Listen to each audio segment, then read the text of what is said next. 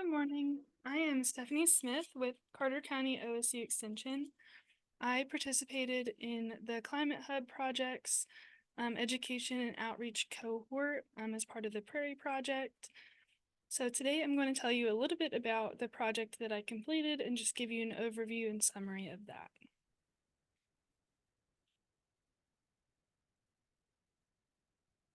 So I decided to do a land management for livestock workshop, and we were going to focus on kind of three main areas, such as soil health, woody encroachment, and also toxic plants and pastures.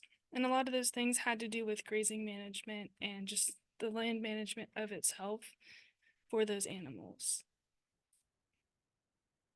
So our project outline, our audience, my main focus here was to be able to present this information to producers, landowners, and the general public.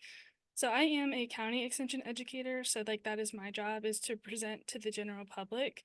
So of course they were my audience. I wanted people who are working with animals or maybe want to work with animals, or maybe even people who are just land managers and don't have animals yet.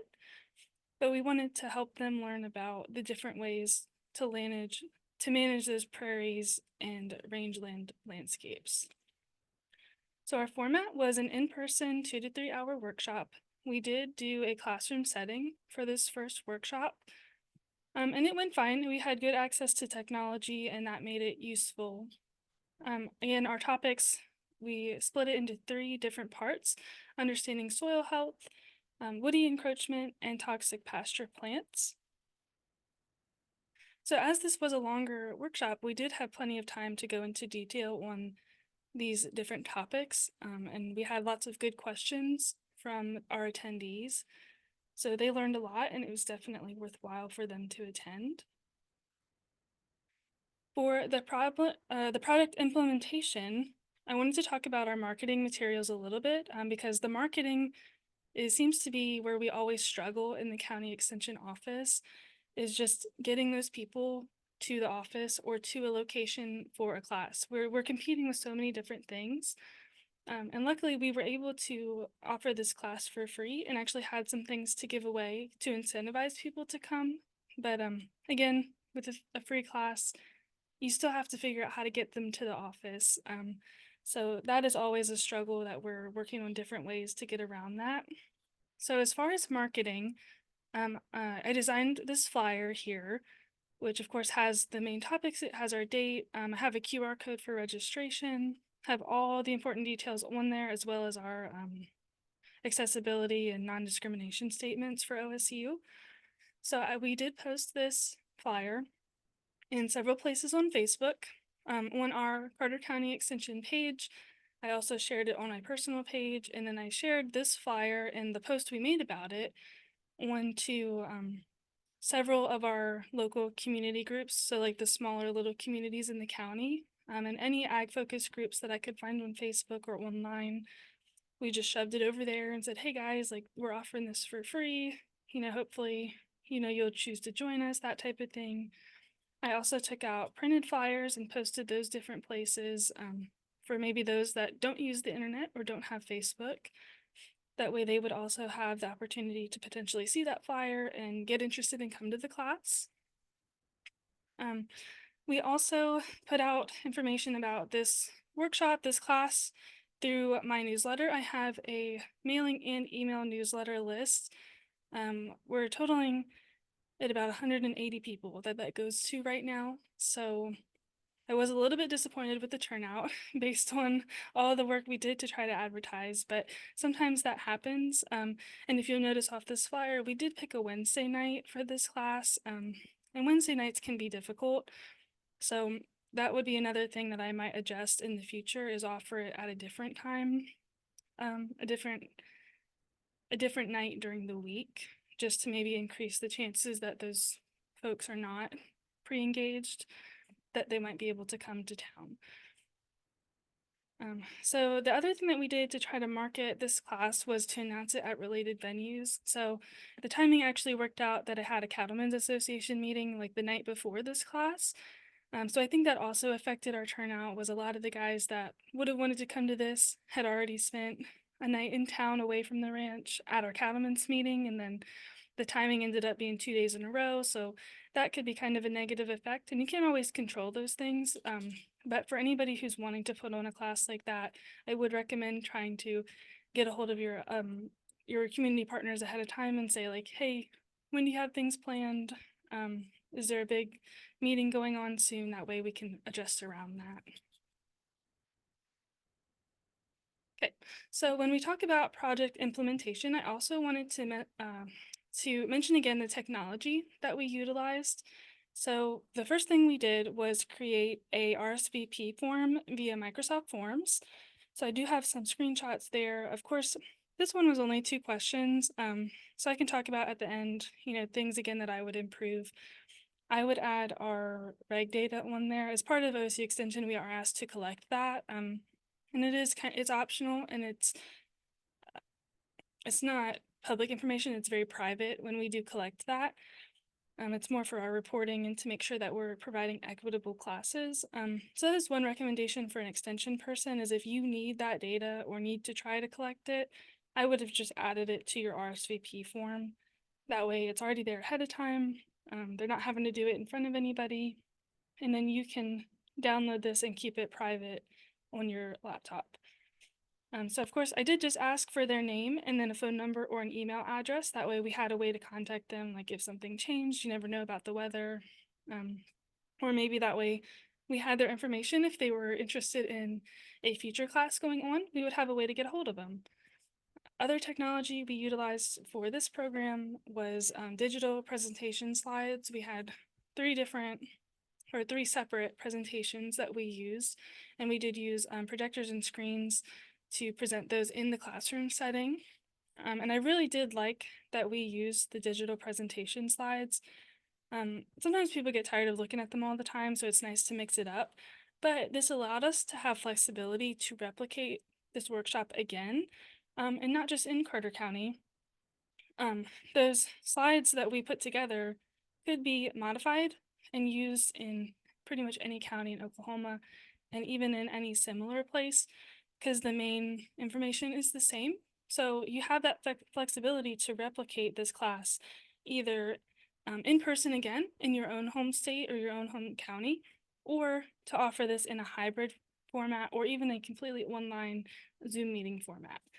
So that was one thing I did really like about this, is that we have options, and we can do it again and again, and kind of keep getting that information out there in whichever format is best for your producers and clientele to attend. So now I want to talk a little bit about the workshop itself, and the things that we actually went through. So the first presentation that we did for this workshop, after a quick intro, when everybody was there, was we talked about understanding soil health. So we had a really great presentation on the different components of soil health, what soil is made of. So I do have this chart down here. This is one of those things that we showed them, the different ratios of mineral matter, organic matter, air, and water that's in a typical soil. We talked about ways that our vegetation management in those pastures can affect the composition of our soils as well as soil health. So it was a really great tie-in. We also talked about understanding soil analysis results. So we had a couple examples over here. These come from the OSU lab when people submit their soil for testing.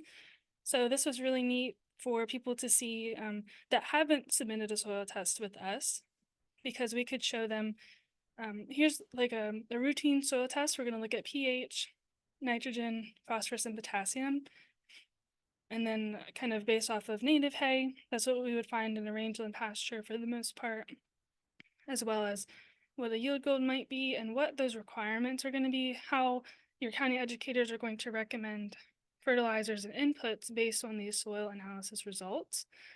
So by helping people understand what these results mean, it gave them more confidence to actually go take and submit a soil sample. We did talk about how to properly collect a soil sample as well. But by going through this with them and actually explaining it based off of the page itself, they could see like, hey, I know what that means. I can see how that would help me. I want to do that. I want to know what's going on in my soils. So that was a really great, like, empowering moment of that workshop, was giving those people the confidence and the knowledge to be able to want to do more and get more information about their own operations.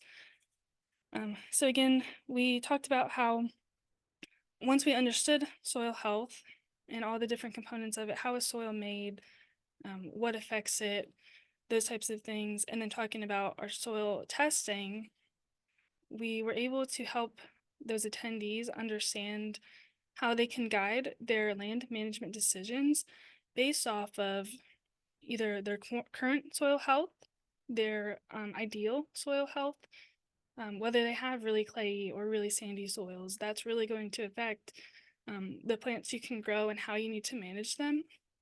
And then, of course, looking at those nutrients, if your pH is really off, then your plants are not going to be happy.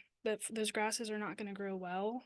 Of course, our natives can handle a little bit more um, not perfect conditions, but those types of things are also really important if they're trying to manage for more of a financial operation.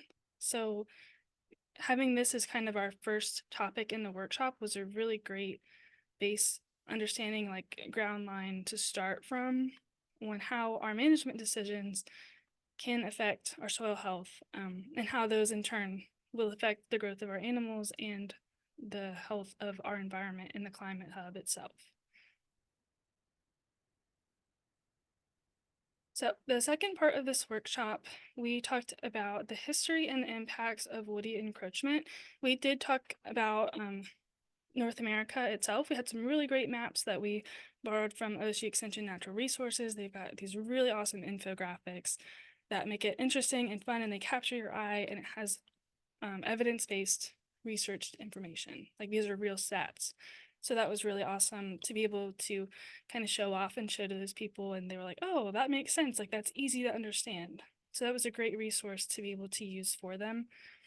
So we did talk about the history in all of North America, and then we zoomed in to the state of Oklahoma because, of course, that's where we live, and that's where our attendees at the class were from. They were all from central and south central Oklahoma. So here are some examples of things that we showed them in that slideshow as well. And this pictures like these down here where you can see the progression over 7 years. This is actually, I believe, a calorie pair presentation, not so much the cedars, but for them to be able to see visually how it happens when you don't do anything, how those woody plants take over and just destroy our rangelands and our resources and the natural grasses and the natural environment. That was a real big eye opener. And of course, they go, okay, I've seen that actually in my pasture on a smaller scale. How do I fix that? That's what we wanted to do, was to get people to understand all the negatives and all the ways that we can kind of start to reverse it and the best way to go about that. So we did talk about prescribed fire and different ways to control red cedars. We did talk a lot about the effect on water that plants like red cedars have, especially when they are encroaching in our rangelands. And I really liked this graph over here that we showed them. This was a survey done to land managers in Oklahoma. You can see down here the map where people responded, where they were from, which county they were from. So it was really neat to see that 76% of those respondents saw an increase in grass production after managing eastern red cedars. 39% actually measured a change in soil health. And then all these other ones, these are all related to water, that real people who actually went out and did some management practices did see differences in their own land, separate from the research that places like OSU is doing. So being able to show this to the people that were attending, we're saying, hey, these were real people just like you that went out and put a little bit of time and a little bit of money into managing a pasture and controlling these woody plants like eastern red cedar and Bradford pears or calorie pears. And they actually saw increases, positive benefits of doing that. So it can really be a good thing, especially for our people who are, their income is ranching or is raising livestock or even just cutting hay. this grass production is a huge benefit to those people here. So this was really good to be able to show them and put some numbers to it as well, and really dig in on why our land management matters, and ways that we can do that in the realm of reducing woody encroachment and all the benefits that reducing those trees like red cedars can have in our rangelands. And then, of course, we talked about prescribed fire, and also threw in some fire safety there because we did present this in Carter County as well as in Oklahoma County. So there's quite a few urban spaces, and we have experienced wildfires even later this year after presenting this workshop. So talking about wildfire safety was also kind of a good tie-in for that as well, for those more homeowner people that were more interested in wildlife than in livestock production. The last part of this workshop, we did toxic pasture plants. So that was really eye-opening to a lot of people because many people seem to have the idea that when they look out in their field or even in their lawn, that if it's green, it's good. And that's not always necessarily true. So it was really important for me that we did a little bit of plant ID and also talked about the effects of these toxic plants, like what symptoms to look for if you do know that you have these plants. Um, because just because it is green doesn't mean it's good. It could be toxic, it could be poisonous, and that could be negatively affecting your animals. And this was a skill that those producers, they could take home with them. And a lot of them, they'd say, "Oh, I have that." Or at the end of this section, they said, "I think I had at least one of every one of those toxic plants in my pasture." And I was like, "Okay, so let me tell you why we want to know about this." Is because our grazing management can have a huge effect on the presence of these toxic plant species. So if you're overgrazing, a lot of our toxic plants are a weed. You know, they're types of weeds. They're plants that we don't necessarily want there, and they will take advantage of those depleted, mismanaged, unhappy, unhealthy soils.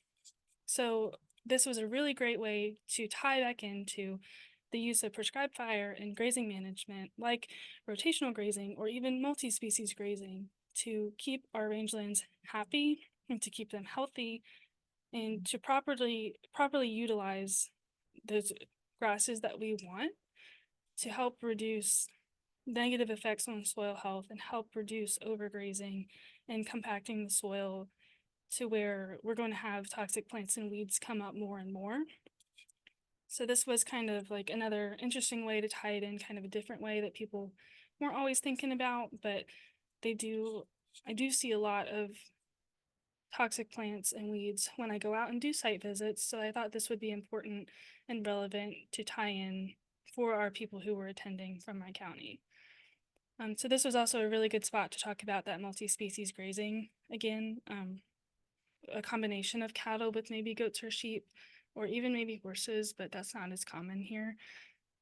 But that was really a good way to do that and talk about grasses versus forbs versus those woody plants, and how can we use those different species of animals to manage our grazing and to manage our landscape to get the results that we want, and also improve our soil health. That way we're reducing the extreme impacts of things like drought, and less water loss to plants like red cedars and things like that. So I also wanted to quickly touch on the stipend we got for this program to put on this workshop. And I wanted to talk about how I used that for this program. I used it to order a few field guides to common grasses of Oklahoma, Kansas, and Nebraska, because again, that plant ID is important. It's good for people to know what they have to be able to go out in the pasture, and like this resource, they can carry it with them. It's a book. It's not a huge book, but it's a good size that you could carry it with them and go out and actually see what you have. Because if you don't know what you have, how are you going to decide what to do, and what management choices to go forward from there? So knowledge is power, especially in that aspect. The other things we ordered were some of these nice orange buckets and some soil probes to be able to give away, like a little soil testing kit as kind of an incentive door prize for those people who were attending. Again, that's another encouragement. Go out and take soil tests. These tools make it so much easier, and it is relatively inexpensive to have your soil tested through OSU's lab.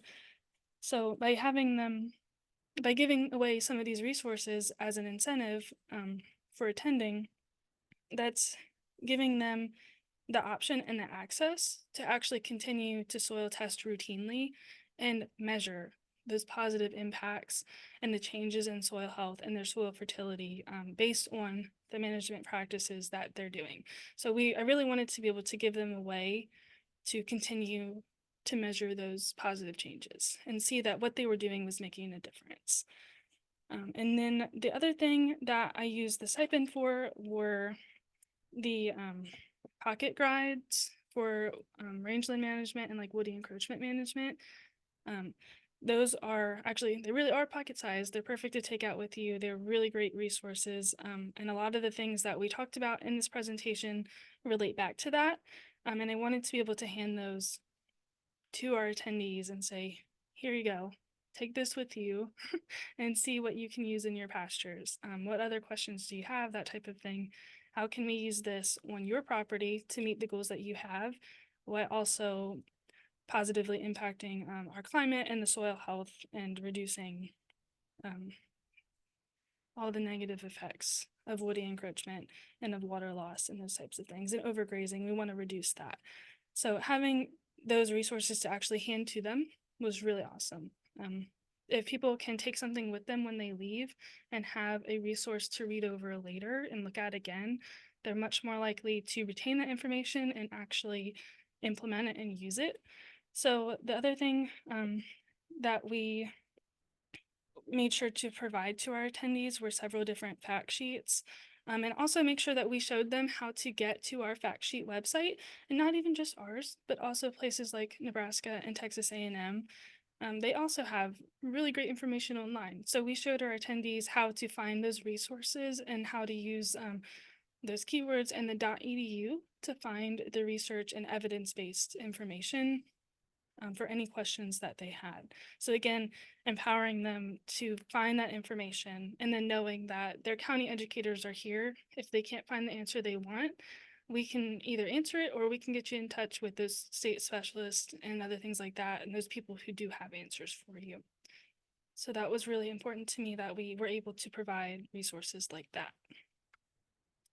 So lastly, real quick here, I want to talk about some practical tips for implementation and some ideas I had that I would have, after giving this class a couple of times, what are some things that I would want to do to make it better?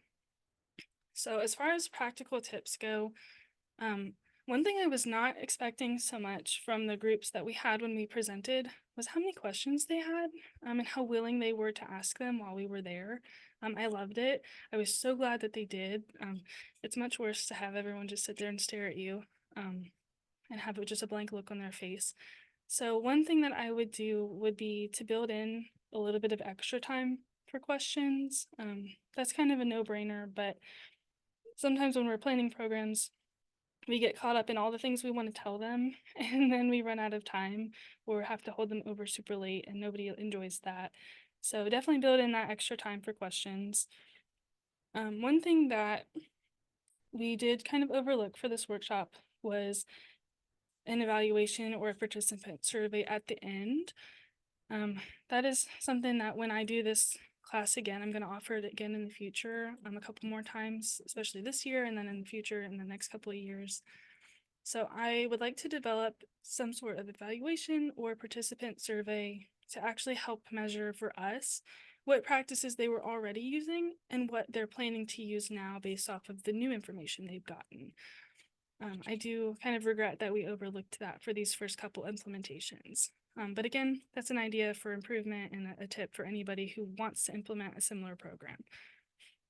I talked about this earlier, but adding our race, ethnicity, gender data to the RSVP form, that way that's already collected ahead of time. And that is applicable to whether, if you are an extension, if you are asked to collect that, it does make your life a little bit easier if you can just get it on the front end when they're RSVPing and then you already have it. But if that's not applicable to you, don't worry about it. It's not a tip for you then. So I also liked that we encouraged our participants to bring their own soil analysis results. We had a couple guys who had already done soil testing through the office, and they printed out their sheet and brought it with them and said, okay, well, here's mine. So this is what I want to do. What do you think?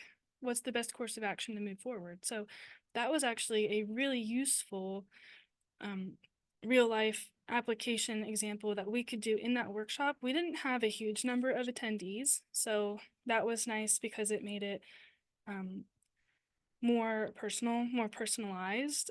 Those people, they were much more comfortable to ask questions because it was a handful of us. They didn't mind asking questions, and actually everyone was able to learn from looking at those soil analysis results. And we would say, okay, well, so how much space, like how much land do you have? What are your goals? What are you currently doing? What do you want to do? And then we could look at their results and give them recommendations and suggestions on how to move forward. So again, that was really useful to have, not only for the people that brought their own results, but for the others that had never had their soil tested. It was really cool to see how that tool could be used in real life to make real decisions. So I might encourage participants to bring their analysis results if you know that they've had testing done through your office, like before the class. Another practical tip or improvement idea would be to try to partner with your neighboring counties, with the NRCS, or even with your conservation district. So this class was kind of long. We did go for the full 3 hours, partially because of all the questions, but it was intended to be a longer class and to be more intensive. So partnering up with a neighboring county or with these other organizations could help, again, get those resources to your producers. Who is around here that has information or has resources or is able to help you reach the goals that you have. But also it helps break up how much you're having to talk at these people. They get tired of listening to the same person over and over again. So having them connect with those other people that are important in your communities, in the conservation and natural resources and in the rangeland realm can be a really beneficial thing, especially for building that community. Especially when we talk about prescribed fire and your PBAs, your prescribed burn associations, if you can get people like that to these types of meetings and help them connect with your landowners, that is a great resource. That is a huge thing that would be so beneficial. Another thing that I might do to kind of improve this workshop would be to either make it a half-day field day format instead of just being in the classroom, like being able to take them out in the field, or having some sort of a hands-on activity or exercise to help them better go through the information that we're learning. So that could be even something like the range management video game that we talked about in the program. That could be kind of a fun one to go through with them. Of course, this was kind of a longer classroom setting, so we weren't quite sure whether that would be received well or not. So I'm thinking of some different ways to maybe break this up and make it a series, a little bit shorter evening series. That way we can have more hands-on activities, more interactive things in addition to the lecture type information, or even having a half or full day field day format instead of being totally classroom. That could be a really great way to get them out into somebody's property and to look at the topics that we talked about in real life. Like, can you see the woody encroachment? Can we talk about taking a soil test and actually look at soil health in the field? Can we look at those different things? Can we see the diversity of plants, or maybe the lack of diversity of plants and how we can affect that? So I would really like to have some kind of a in the field component for doing this workshop in the future. Another thing that I wanted to think about, maybe as a practical tip or an improvement idea for others that are going to present this class or something similar. Again, at the beginning, I talked about we did a Wednesday night class in my county, and that kind of negatively affected our turnout, I believe. So the combination of that and some other events going on at the same time that week, but having some sort of a CEU credit approval. So for us, that has to do with our pesticide applicators. They have to be certified and they have to get continuing education units every year. So I find that if I'm able to offer these CEU credits, there's that additional benefit. Not only is it a free class, and we had some free things to give away, and of course, the information is wonderful, but this is a little bit of an extra incentive to help get those guys there.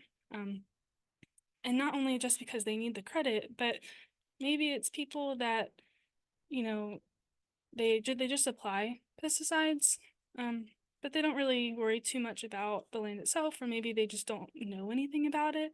So you incentivize them to come here to get credit, but they're going to learn something and have a new perspective after going through the class as well. So that can be a really great tool to diversify your audience at the class, encourage people to come, but then also spread that message of what we're talking about of proper land management and soil health and our land conservation and our rangeland restoration and our grazing management can how it can affect all those different things and how our management practices can help reduce the severity of the impacts of drought that we might see and things like that. So just getting that message out there to even more people is a huge benefit and it really opens that door. So I think getting those CEU credits takes a little bit of extra planning ahead of time, but I think it could be a really beneficial thing if you're going to present this in your own classroom or your own county. So lastly, I want to make sure I show our non-discrimination statement from OSU. And then here is my contact information. So I really enjoyed being a part of this program and I really got a lot out of it. And thank you for your time.